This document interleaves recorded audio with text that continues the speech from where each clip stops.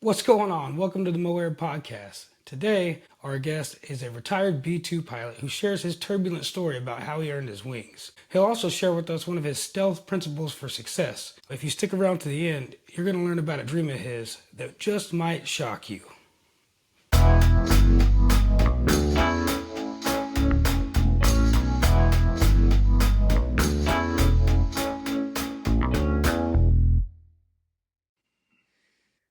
Hello, welcome to Moair Podcast. Today, we have our very first guest on the podcast, and this is a very special guest to me, a man that I've known basically through all of my pilot training and everything like that. He was the Dean of Aviation at UCM, where I went to school at, and he is a retired lieutenant colonel for the Air Force who flew the B-2s. Mr. Tony Monetti, go ahead and introduce yourself, sir. Yeah, how you doing, Robert and guests? It's my pleasure to support a fellow UCM alum flying mules. Yeah, Uh, Five Mules. Amen. Yeah, great. It's a great university, great Yes, leadership sir. with that they have there, and superb program. It was probably one of the best 5 years of my life, to tell you the truth. You know, I got a chance to connect with our students and share some of the passions of aviation. But yeah, my name's Tony Monetti. I'm married to a wonderful woman for 36 years, Penny. Her name's Penny Monetti, and our kids' names are Eddie, Betty, and Freddie. I'm just kidding. I got three kids. I named them off my Italian heritage: Giuliano, Antonio, and Gabriella. And that's really what's most important in my life, and of course, my faith with God and my passion ever since I was a little kid was to fly jets for the United Awesome. States Air Force, and it was quite the experience and how I went from being a son of immigrants from Brooklyn, New York, to aviation high school, the Air Force Academy, and then eventually flew each of the bombers for the United States Air Force for roughly 24 years, and then continued my aviation career as a dean at UCM, and then as a captain for major airlines, flying 75, 76, 737s. It's really a great career. Really enjoyed it. That's an awesome resume you got there. Yeah, that's crazy. Uh, Speaking of Penny, I remember one time back when I worked at the airport at UCM, she brought in some little tiramisus. I think it was tiramisus where you like flame the Yeah. top of it. Oh, it was the best thing Oh I've ever yeah. had. You know what So, tiramisu means in Italian? My first language is Italian. no, I had no Tiramisu, idea. it means lift me up Oh, that's awesome. Yeah, because it they was put a little so bit of good. espresso on it. Yes, yeah, she Yeah, did an good stuff. amazing That's when job. I owned Monetti's Pizzeria Ristorante. I did that for 15 years. Oh yeah, yeah, And I really enjoyed doing that too. that's But awesome. then I decided to focus on aviation, and now I'm living the dream. Yeah, that's awesome. You are living the dream. So let's go back before you were living the dream and you were just dreaming the dream. So Yeah. what got you started in aviation? What is your earliest childhood memory of like, I want to fly airplanes? Yeah, I know exactly when it happened. And there's a lot of young people out there that are probably listening to this, and potentially you can relate to my situation and how I overcame, certain obstacles and challenges in order to achieve my dream and vision. And it started when I told you my parents were immigrants. They were legal immigrants. It took my parents 4 or 5 years to become citizens. In fact, my mother was from Sicily. She already became an American citizen, met my father in Italian American dance. He was from Rome. He wasn't yet a citizen. They were married, and I was born. So I had dual citizenship without even knowing it. That's awesome. Yeah, so, they would in turn send me to Italy to visit my grandparents, my cousins, my uncles, aunts, etc. And during those flights, the very first flight, I remember I was very young. It was TWA. It was a 747 out of Kennedy, and I'm just a little kid, and they have to put me, in the aircraft. So the flight attendant takes you on, and then they took me up to the cockpit to meet the captain. And the captain had me sit in the first officer seat, and I looked all around me, saw all these buttons and all these lights, and I said to myself, "My goodness, this is just amazing." And he gave me some wings, and that was it. That really That's how you caught the sparked the bug, huh? curiosity. Yeah. And then I decided that I was going to try my best to find out what I had to do to become a pilot. I told my parents about it, and then I found out about a school called Aviation High School. and I was Okay. born and raised in Brooklyn, New York. Aviation was in Queens, an Oh, hour and a half each way, 3 hours a day just to go to school in high school. And awesome. Can that's we where I pause for started just that path, you know? Yeah, can we pause for just a second? Yeah, There's going to be a lot of people out there that have no idea what aviation high school is or what it means. Can you just kind of touch on number one, what aviation high school is? Is it about all airplanes? Is it just about flying? Is it just about aerodynamics, or is it like a normal high school that just sure. has that stuff added? You got it. Yeah, so Aviation High School is a very unique high school. It's one of a kind in the nation. It was started by World War II aviators and mechanics coming back from World War II. They saw the need to start a trade school, a vocational school, not just academics. So they would literally do half day of academics and then half day aviation training, aviation maintenance. That includes, of course, airframe and power plant. And they taught you all these skills, you know, electrics, welding. And they had various aircraft from World War II in the hangar. Instead of a football stadium, we had a hangar there. And I That's remember insane. telling my dad I want to go to aviation. He took off work the next day, and we went to aviation. I met the uh, guidance counselor, whose name was Antonio Pepinella. God bless him, Italian guy. He didn't speak Italian, but I connected with the name. And he took us for a tour, and I applied. It was a competitive school, hard to get in, but I was accepted. And then I went to aviation for 4 years. And while I was there, I got my airframe and power plant technician rating. It was the only school in the nation where the FAA authorized students to become mechanics, and many of them went right on to the aviation career field. In fact, both my brothers followed my lead. They graduated with AMPs, and they both are still in the aviation maintenance field. They're Wow. amazing mechanics, a lot That better than I am. that's really and awesome. while I was aviation, I wanted to fly, of course. So I spoke to a lot of the professors and teachers there, and they recommended I consider going to the Civil Air Patrol, and then maybe, you know, the Air Force or Navy, because my parents couldn't afford college. You know, we were blue collar, you know, three brothers in one room. You Yeah. know, we were poor but rich in love. You know, and Sometimes it's all you bottom need. line is, I went to aviation and I joined the Civil Air Patrol, and I had my first flight in a Cessna, and then I got to fly in a tanker, and I saw the F-111 at Plattsburgh, and it really piqued my curiosity. And then I literally did what you would think anyone would do. If you want to be a doctor, go talk to doctors. You know, if you want Right. to be a lawyer, talk to lawyers. So I went out and met pilots, and I asked Yeah. them how they got to earn their wings. It's pretty funny. I just thought of this. I always tell people, you see these wings? They weren't issued at Walmart. We all have a story on how we earned our wings. Now go create your own story. And that's what I'm trying to tell you people out there. If you want to be a pilot, it's going to take a hard work, determination, and a little bit of luck, but mainly hard work. And the harder you work and the more determined you are, the luckier you get. And so that's an important lesson. And now I'll share another story. I like sharing a lot of stories, but I found out about the Air Force Academy that if you go to the Air Force Academy, you're guaranteed a pilot slot. And I didn't have 20/20 vision. And so they allowed waivers. So I thought that was the only chance I would have to fly jets for the Air Force. So I found out about the academy. I wrote to them. They sent me a catalog. I found out that what they were looking for was the whole person concept. They wanted academic excellence, physical, you know, athletic, and leadership. So I literally just dove into it and found out what I had to do to hit those three marks. I wasn't the smartest guy, but I could work hard. Right. And so, you know, I was an AB student. I was on the track team. Leadership wise, I was in the Civil Air Patrol, Boy Scouts. I was working too for an Italian restaurant, Mr. Sbarro. You ever hear of Sbarro's?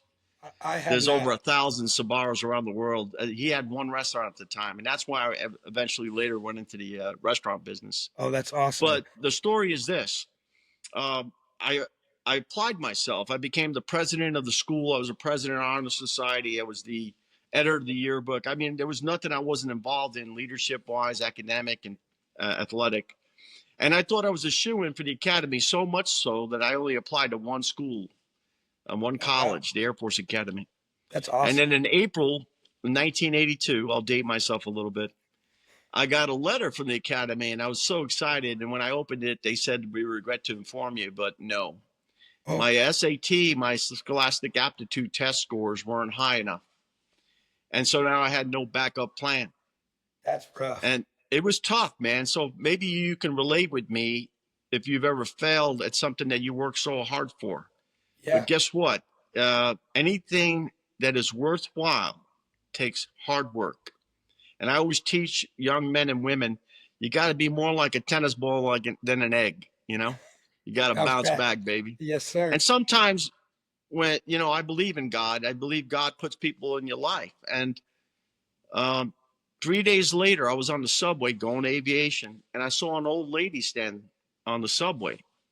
And I said to her, "Man, would you like my seat?" Because my father always taught me to have respect for women. And if you see a woman standing and you're sitting, get your butt up Yes, and sir. offered her a seat. So she said, "Thank you, grazie." And I say, "Si italiana?" And she said, "Yes." And we started speaking in Italian. So old lady says to me, "I see your aviation jacket. My son went to aviation and now we fly F-15 in Japan.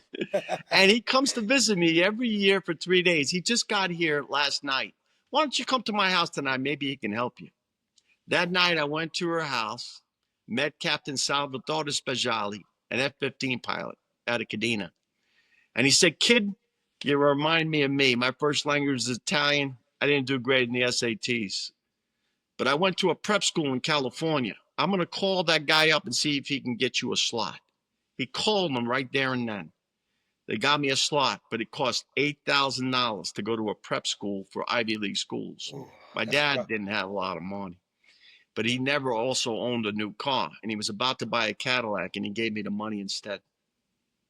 See, And that summer, I went off to Santa Barbara, California, and for 6 months, I learned thousands of words. I relearned math, and I did really well on the SAT. So much so that at this time, I applied to other colleges, and I was accepted to all of the academies, Annapolis, West Point, and the Air Force Academy. And I chose the Air Force Academy. It's yeah. humbling for me to say that to you, but I want to share with the people that are out there.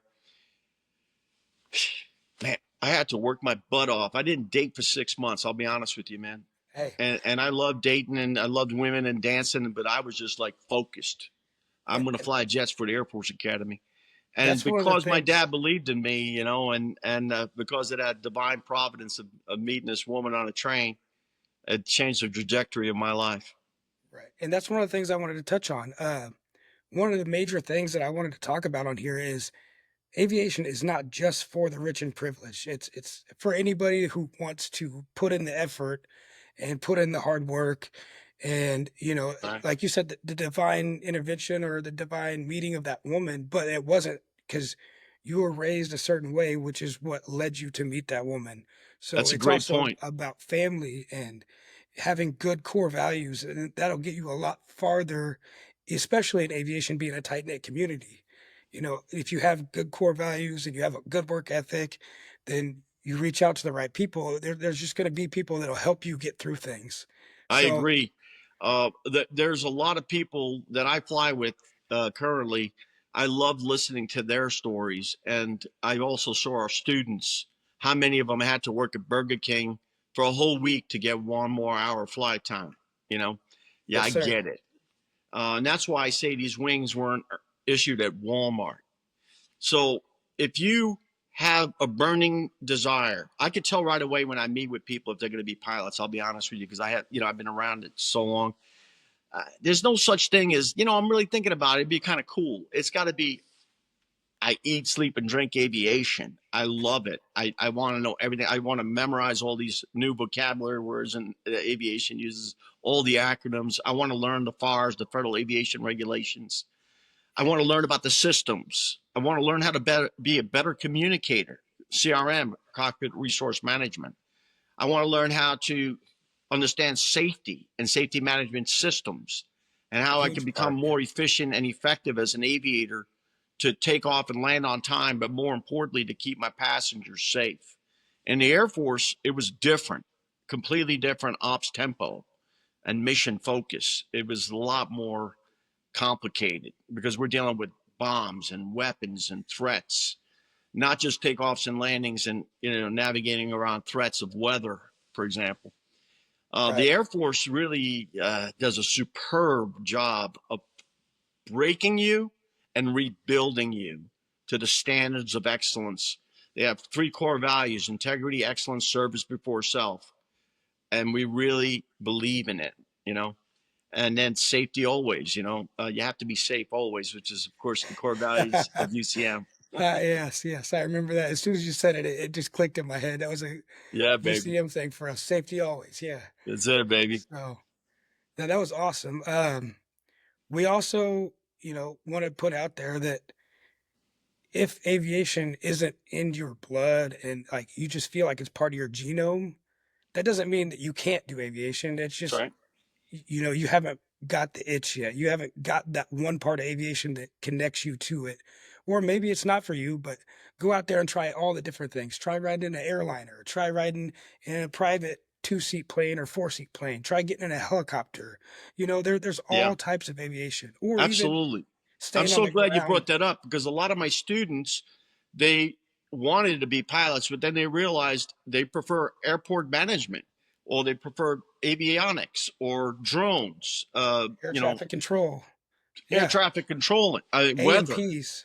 Yeah. Yeah, aviation's, and it's not only just air, it's space too now. With Yes. Elon Musk and what he's doing, going to Mars potentially, it's an exciting career field. It's But insane. for me, it was always about flying that, pointy end up and pointing up at the sky. And man, it was awesome, going supersonic and, going twice in 1 second and cranking and banking. And it was a privilege and honor to fly some of the most advanced aircraft ever built by man, and now I'm actually in charge, if you will, of a $2 billion asset. Incredible responsibility, but Yeah. I learned the value of teamwork, and it's all about the team. It's not about the guy who's wiggling the stick. It's about all the aviation support people, the security forces, the air refuelers, the doctors, the lawyers. I mean, Yep. all the mission planners, dispatch. I can go on and on. Aviation is a wonderful field, and I highly encourage all our listeners to look into it. Because if you don't know what you want to do with your life, well, then do something about it, Right. and go out there and then meet with people like myself if you're interested in meeting pilots or airport management. And a lot of pilots are very generous with helping other people because we all have a story and how we got there, and if we can help others by inspiring them, that's why I'm doing this podcast for you. For one thing, I think you're a great guy. Thank you. And I love the fact that you're trying to give back to the community and share with others, a glimpse of a new opportunity.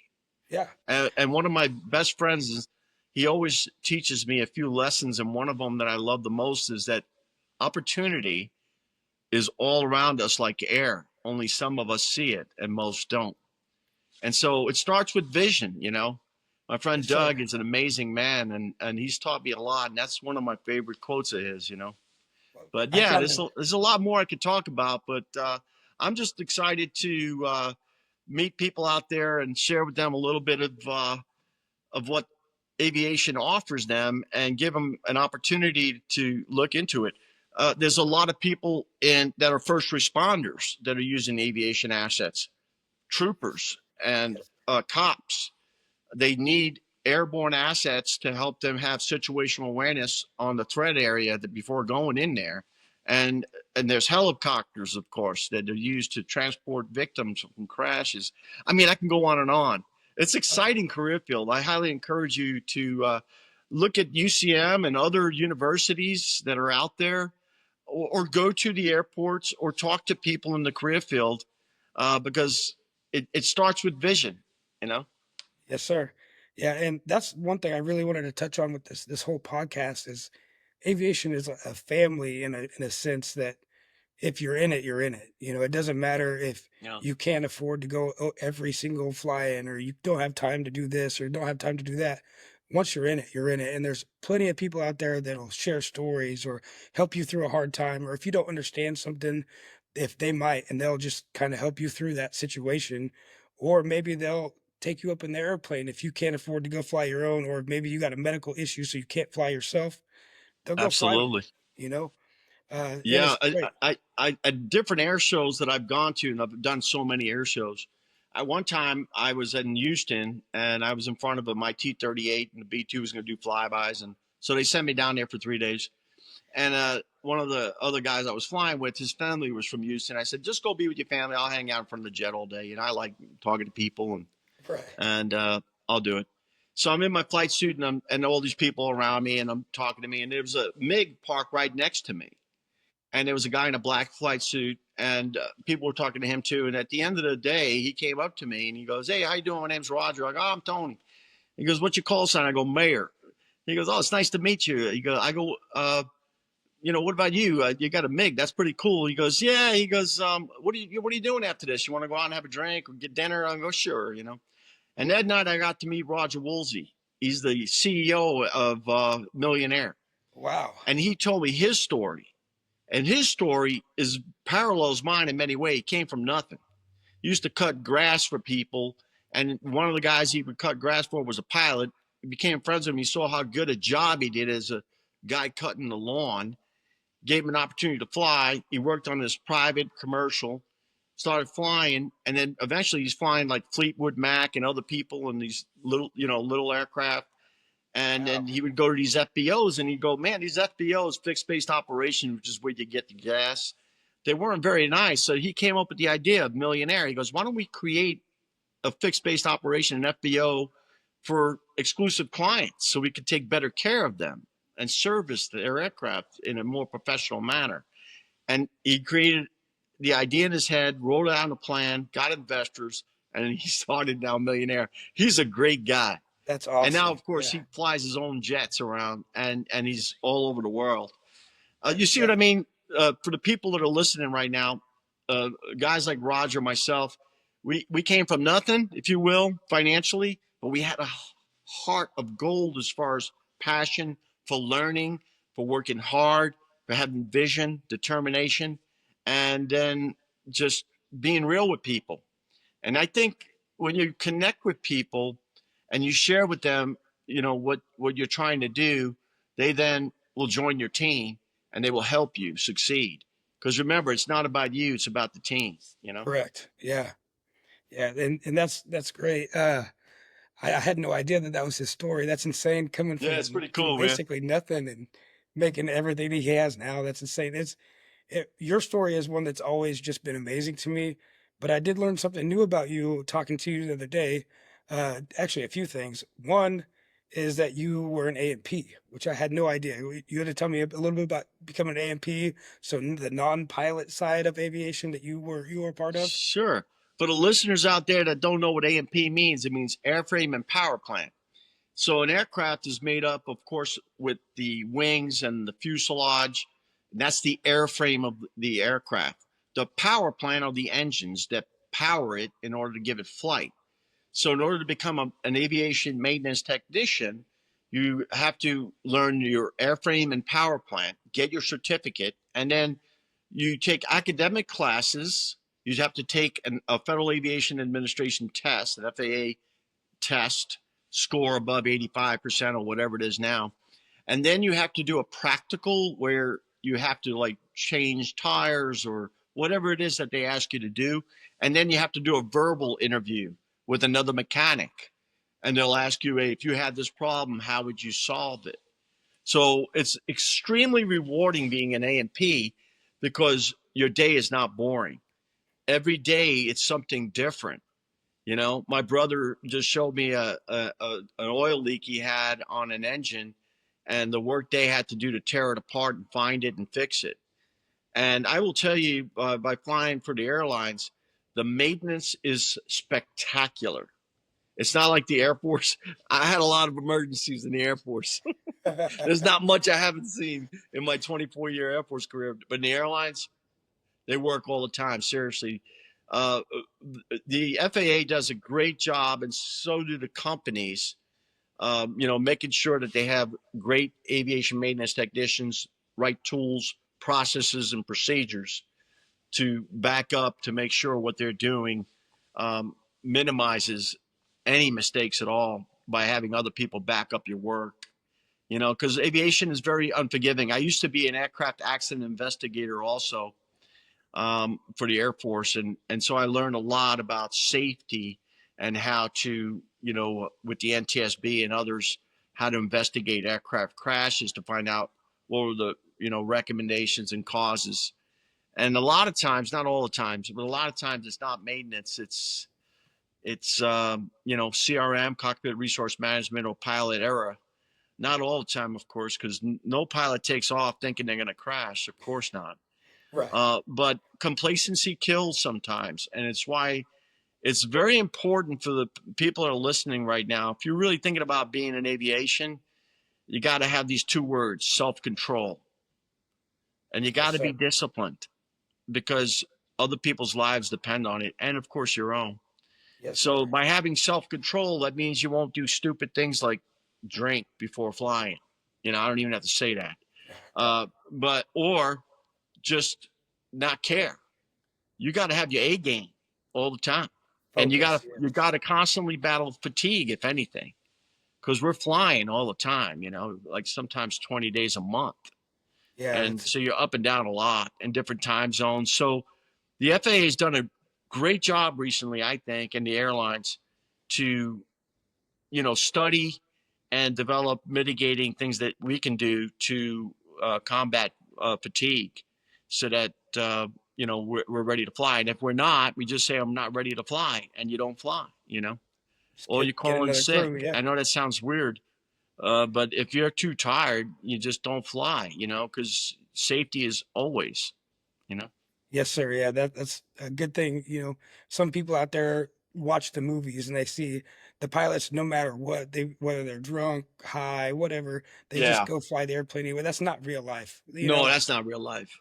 I Real life, assure the you. pilots are super Yes. strict, and they're super, like, they know that they have to do the best job that they can every single time. Everybody's lives rely on it. Their life relies on it. That's right. Their job relies on it. They're not going to go out there and mess around and play with somebody else's life for no reason. That's right. So, But all of us also recognize that we're lucky. We're one of the lucky ones, that we get to wiggle the stick and and fly. And once I'm airborne, and the sights I've seen and other pilots, it never gets old. Watching the sunrise or the moon or a meteor shower, um, it's just an incredible thrill. It's never boring as far as the job you do, because you're constantly going to new places, new cultures, new foods. If anything, you got to watch your belly, like me, and I do work out 6 days a week. I do push-ups, sit-ups, running, and walking. A lot of pilots, you'll find them at the gym, because you want to get tired before going to sleep. yes, sir. So you got to learn discipline. That's why I said self-control is so important. If anything, that's what I see lacking, if anything, from younger people that I've seen in the generation, is that they just don't know what they don't know. So you have to teach the younger generation that you got to work your butt off, Yes, and you got to study, and you got to be prepared, because lack of planning on your part doesn't constitute an emergency on my part you correct. know Yes, sir. so we have a zero tolerance on you know lack of discipline. So that's why you don't hear about it. If anything, it's onesie twosies, which happens in the Air Force. We call them T-bars. That boy ain't right. That's awesome. Yeah, man. Yeah. So the few things that I want people to take away from this, from just listening to Tony talk here, is number one, aviation's for everybody. You just got to put in the hard work. You have to be dedicated. You have to be disciplined, and you have to want it. Number two is, if you're not self-disciplined, I mean, you're just gonna have to figure out, if is it worth it to you? Because if you want to go out and party every night and live the Yeah. lavish lifestyle, then that's fine. It's just aviation isn't for you at that point, you know? Uh, Absolutely. I happen to be an author and a motivational speaker, and my last book was The Stealth Way, and in The Stealth Way, I literally teach what you just said, only in a little more detail. And I have 4 stealth principles. I don't want to get into them all right now, but one of my key ones is that time is your greatest enemy. How are you using your time? If it's playing video games, or if you don't mind me saying, a lot of young men and women nowadays are watching porn. I it, mean, you're it just is a clouding fact. your mind with all this crap that's not real. That's not how women or men want to be treated. No, And, sir. how about going out there and meeting people and engaging in relationships and working out?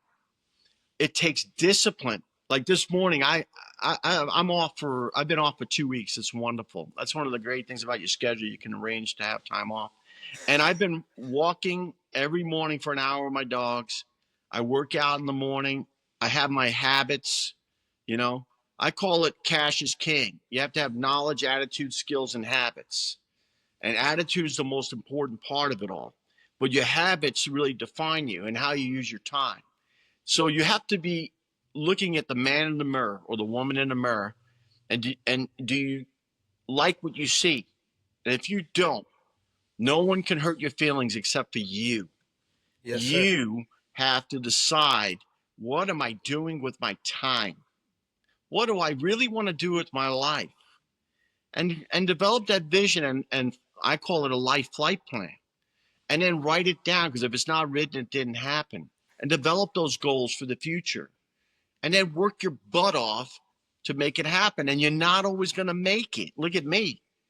If I didn't make the Air Force Academy, if I would have just said, "Oh my, woe is me," who knows what I'd be doing. But instead, I said, "No, I got to do what I got to do," and it wasn't easy going to the Air Force Academy. That was hell. I mean, both my roommates quit. You know, Oh, wow. and they were smarter and stronger than me. And so the people that make it, it's because they're resilient and they believe that they can achieve. And you have to have that dream and vision. And I want to encourage everyone that's listening right now to really come to grips with this point. No one can control your destiny except for you. You decide what you're going to do with your time, with your resources, and your talents. And I always teach to serve others over yourself. Use your talents to serve others, because one of my other stealth principles is that the key to success is helping other people to succeed. Because again, I say it's not about you, it's about the team. That's why when you asked me, and you're like, "This is my first podcast, will you help me?" I'm like, "Yeah, this is my core principles, man. I'll That's find awesome. time for you." Because Yeah, if I can encourage anyone that's listening right now to help other people, not wishing or wanting anything in return except for just a passion for sharing your passion and encouraging and building up others, well, then you're just going to help other people along the way. And then you just never know what's going to happen in life, man. yep, And that's life is the beautiful, journey. by the way. We're lucky to live in the greatest country on the planet. Yes, You sir. know, Thanks America's awesome. I've been to so many countries around the world, and I'm just blessed to be an American citizen.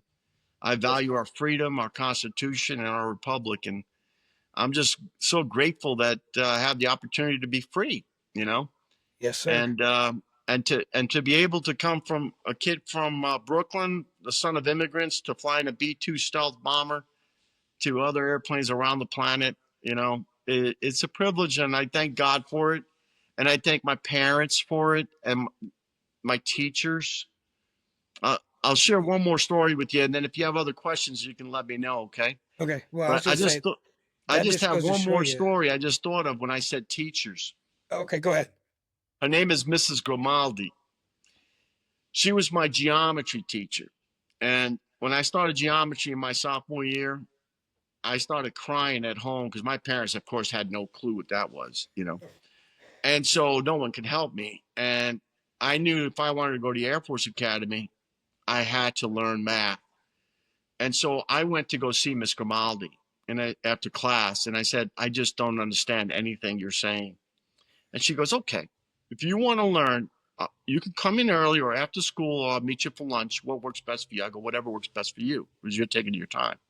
And she would meet with me. And for weeks, we studied.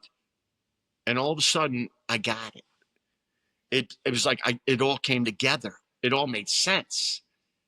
Triangles and all the equations. I'm like, all you have to do is understand it.